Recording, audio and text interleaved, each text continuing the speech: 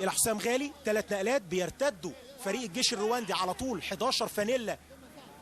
ادي العرضيه حلوه خطيره، جول جول جول، واحنا بنقول بيرتدوا انما عرضيه ايه في منتهى الجمال. حلوه حلوه يا مؤمن يا جمالك. الجون الاول، الهدف الاول للنادي الاهلي، واحنا بنوصف الحاله الدفاعيه لفريق الجيش الرواندي، انما العرضيات تحل لك المشكله. عرضيه في منتهى الجمال من حسين السيد، انما التمريره من قلب الملعب من محمد رزق خلصها حلو قوي. حسين السيد عرضيه بلسم، حلوه حلوه حلوه. مؤمن زكريا ولاعيبه الجيش الرواندي بيقولوا ان مؤمن زكريا يعني الراجل لعب بايده ولا انما اهو وادي مؤمن زكريا حطها جول جول جول.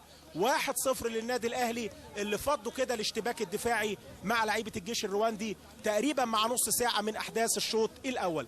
1-0. مؤمن زكريا بيصير قوي، بدا وهو عنده 24 سنه بالتحديد في 93. عرضيه في منتهى الخطوره، خطيره خطيره، ممكن مؤمن الجون الثاني. جول جول جول. مؤمن زكريا الجون الثاني. 2 للنادي الاهلي ومؤمن جوه الملعب. هو ده مؤمن بتاع الاجوان مش بتاع حاجه تانية. مؤمن زكريا هدفين لما تفتح بقى. مؤمن زكريا بيسجل الهدف الثاني ليه وللنادي الاهلي، وانا لسه بقول كان ممكن يسجل الهدف الثاني مع نهايه الشوط الاول. يبقى 2-0.